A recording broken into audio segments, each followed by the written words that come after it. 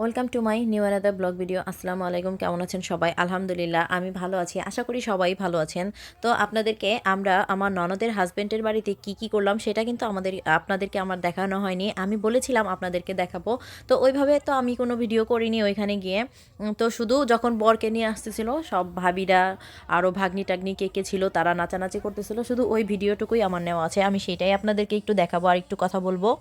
আমরা আমাদের ননদের শ্বশুরবাড়িতে গিয়ে প্রথমে সব তত্ত্বগুলো নামিয়ে আমরা খাবার দাবারটা শেষ করে নিই। তারা আমাদের আগেই খাবার দাবারটা দিয়ে দেয়। খাবার দাবার শেষ করার পর আমরা রুহুলকে হলুদ দিয়ে চলে আসবো আমার ননদের বাড়িতে, আমার মামি শাশুড়ির বাড়িতে। সেখানে এসে তারপর ননদকে আবার হলুদ দিতে হবে। তো এর জন্য আমরা একটু তাড়াহুড়া করে খেয়ে তারপর ননদের হাজব্যান্ডকে আমরা হলুদ দিব সেটার প্রস্তুতি নিচ্ছি। তো আমরা গিয়ে বলার পর তারপর তারা তাদের বাড়ির ছেলেকে নিয়ে আসতেছে স্টেজে।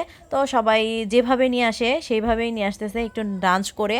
আর এখানে ডান্স করতেছিল আমাদের চেনা জানার মধ্যে একজনই ছিল, সেটা হলো আমার ননদের হাজব্যান্ডের বড় ভাইয়ের ওয়াইফ। তো এই সবুজ আর হলুদ কমিউনিকেশনের যে শাড়িটা পরা এটা হচ্ছে আমার ননদের যা।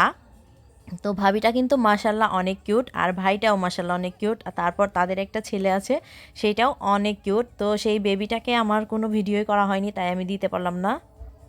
আসলে সামনে ক্যামেরাম্যান ছিল, আমি অনেক কষ্ট করে ভিডিও করেছি, তবুও আমি ভিডিও করতে পেরেছি সামনে থেকে, কারণ ক্যামেরাম্যানগুলো আমাদেরই পরিচিত ছিল, আমরাই ঠিক করে দিয়েছিলাম। মানে আমরা বলতে আমার শ্বশুরবাড়ির লোক থেকে আমার হাজব্যান্ড ঠিক করে দিয়েছিল।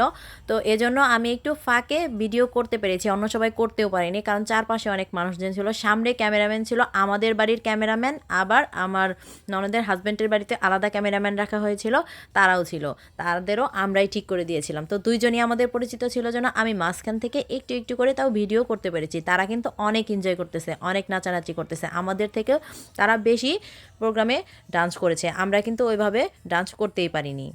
আপনারা যেন ভিডিওটা দেখে একটু মজা পান, এর জন্য কিন্তু আমি সম্পূর্ণ ভিডিওর 1% ভয়েস রেখে দিয়েছি, যেন গানের মিউজিকটা হালকা একটু আসে, আপনারা যেন মিউজিকের সাথে ডান্সটা দেখে একটু এনজয় করতে পারেন। কারণ মিউজিক না থাকলে ডান্স দেখে ওরকম এনজয় করা যায় না। আর ওইখানে শুধু আমার ডান্সেরই ভিডিও ছিল, এজন্য আমি শুধু এটাই দিলাম, আপনাদেরকে দেখালাম। ওই বাড়িতেও অনেক অনুষ্ঠান হয়েছে, অনেক মজা হয়েছে, অনেক আনন্দ হয়েছে।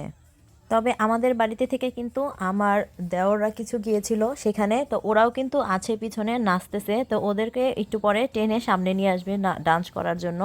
কারণ হচ্ছে ওইটা হলো বরের আপন শালা আর মামতো শালা, ওরা দুইজনই ছোট আর ওরা দুইজনই অনেক মজা করে। আপনাদেরকে আমি অন্য একটা ভিডিওতে বলেছিলাম যে কনের মামাতো ভাই আছে, ও কিন্তু অনেক মজার একজন পার্সন, ও কিন্তু সারাদিন সবাইকে অনেক হাসায়, অনেক মজা করে।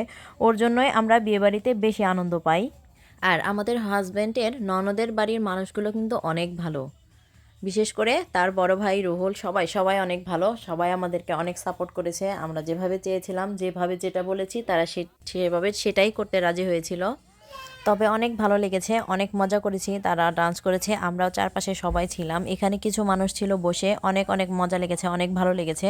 একদম প্রাণ খুলে সবাই তাদের মনের মতো করে নেচেছিল, খুবই ভালো লেগেছে। আমি পিছন থেকে একটু ভিডিও করতে আমার কষ্ট হয়েছে, কষ্ট হলেও অনেক মজা পেয়েছি। তারপর আমরা ওখানে নাচের প্রোগ্রাম শেষ করে আমরা রুহুলকে কয়েকজনে হলুদ দিয়ে আমরা তারপর চলে আসি আমার ননদের বাড়িতে, কারণ এখানে আবার অনুষ্ঠান আছে, আমরা ছাড়া তো আর অনুষ্ঠান হবে না। তো আজকের মতো বিদায় নিচ্ছি, আল্লাহ হাফেজ।